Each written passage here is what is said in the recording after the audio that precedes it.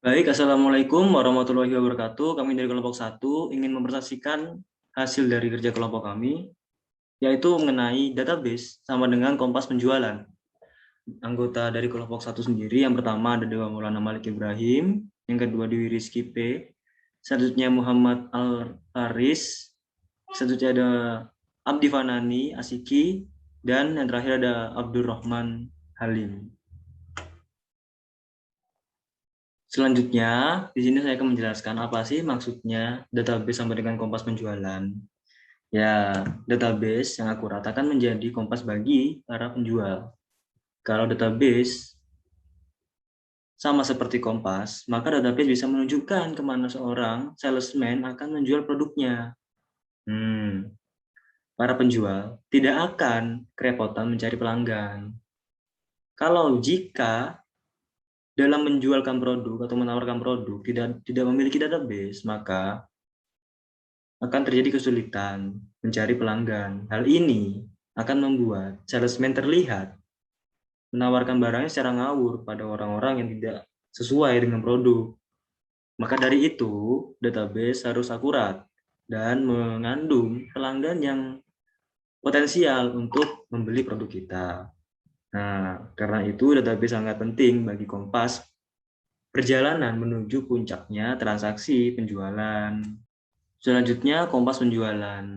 Nah, seperti yang telah dijelaskan sebelumnya, database dapat menunjukkan kemana seorang salesman menawarkan atau menjual produknya. Dan seringkali ketika tidak ada database, salesman akan bekerja tanpa arah. Sebenarnya bisa saja salesman teringat dengan kenalan pribadi, institusi, atau pelanggan lama. Akan tetapi, dengan cara ini, akan membuat salesman tidak fokus dengan apa yang dikerjakan. Karena dengan hanya mengingat tanpa target prioritas barang, maka yang harus ditawarkan membuat salesman bersifat gambling dan hanya bergantung kepada hoki. Akan berbeda jika memiliki database pelanggan. Salesman akan dapat merencanakan apa yang akan ditawarkan dan fokus pada pelanggan. Contoh pengaplikasiannya, semisal ada seorang salesman yang di minggu pertama ingin menjual barang ke daerah utara. Nah, salesman sudah mengetahui pelanggan yang berada di daerah tersebut. Lalu di minggu kedua dia ingin menjual barang ke daerah selatan. Nah, maka dia sudah juga akan mengetahui kepada siapa produknya akan ditawarkan. Baik, selanjutnya penentuan database. Penentuan database. Melalui database yang diatur secara akurat, maka alur kunjungan kepada pelanggan dapat ditentukan. Entah itu seminggu sekali atau sebulan sekali, tergantung dari jenis produk yang ditawarkan oleh perusahaan.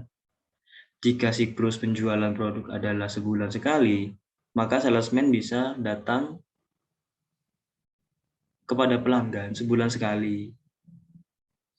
Sedangkan pada produk FMCG, fast moving consumer good, bisa jadi salesman akan berkunjung seminggu sekali. Sebab perusahaan menjual produk FMCG lebih cepat dari produk lain. Selain itu, hal tersebut juga dihubungkan dengan besar TOP, Term of Payment, dari piutang dagang. Sebab dalam realitanya, salesman dalam melakukan order akan menagih piutang penjualan sebulan sekali. Dengan demikian, arus kunjungan ke pelanggan bisa diatur sedemikian rupa. Saya di sini akan menjelaskan tentang memberi gambaran potensi pasar. Yang pertama, database yang akurat dapat mengetahui pembelian pelanggan sehingga salesman dapat mengetahui potensi pelanggan sebagai aset pemberi profit. Kedua, kumpulan database per pelanggan dapat membantu mengetahui potensi setiap pelanggan. Sedangkan kumpulan database dari pelanggan, setiap user dapat memberikan promosi acuan potensi penjualan. 3. Gambaran potensi pasar digunakan untuk kebijakan strategi promosi dan pengembangan potensi pelanggan yang efektif. Dan berikutnya, gambaran potensi pasar juga dapat digunakan sebagai penilaian kinerja sales, karena dapat mengukur seberapa mahir menganalisis potensi pasar yang akan digunakan di masa depan. Sekian, terima kasih. Selanjutnya memberi gambaran customer blacklist. Seperti yang diketahui bahwa tidak semuanya customer memiliki nilai A dalam sebuah keuangan. Sehingga kalau seorang salesman tercebur, maka pelanggan yang tidak memiliki keuangan yang baik akan non-prestasi, tidak mau bayar. Apa yang dimaksud dengan customer blacklist? Perusahaan akan kriteria mana saja customer yang di blacklist.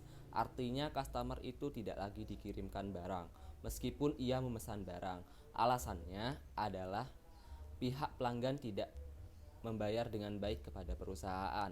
Misalnya membeli barang harus dengan term of payment 30 hari, tetapi ia membayar lebih dari 30 hari bahkan setahun baru lunas.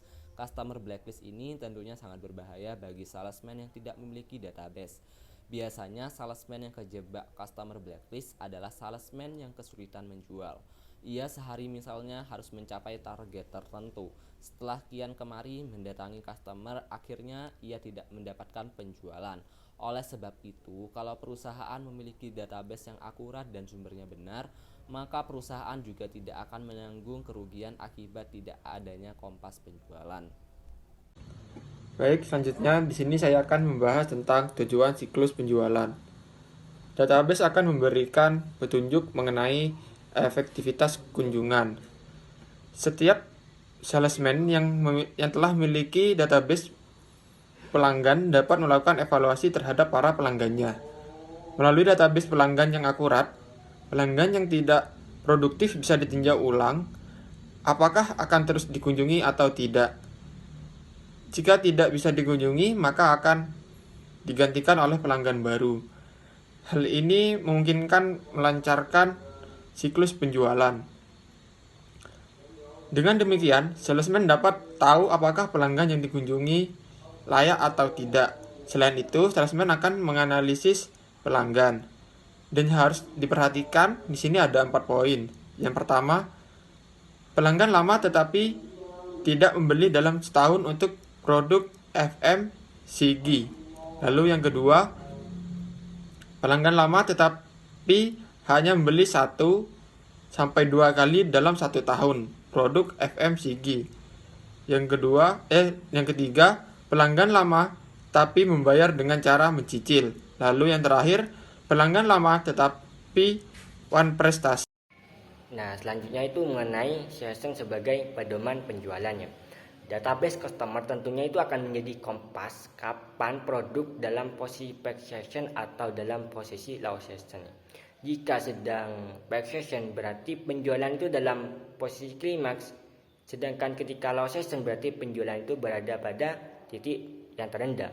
Jadi dengan adanya database tersebut, perusahaan itu dapat mengantisipasi kapan penjualan itu sedang mengalami penurunan atau naik. Nah, ketika posisi penjualan itu sedang turun, maka perusahaan itu akan banyak berupaya bagaimana supaya untuk menstabilkan penjualan agar tidak drop sampai titik terendah. CSM sendiri itu menjadi pedoman untuk meluncurkan iklan dan juga digunakan untuk pedoman meluncurkan produk-produk baru. Dan ketika setelah kita amati ya, database customer itu tidak hanya murni memandu salesman dalam mengelola customernya, akan tapi bisa juga digunakan untuk kebutuhan lain seperti promosi, mengevaluasi kinerja SDM, dan juga peluncuran produk-produk baru. Mungkin cukup itu ya presentasi dari kelompok 1, kurang lebihnya mohon maaf, terima kasih.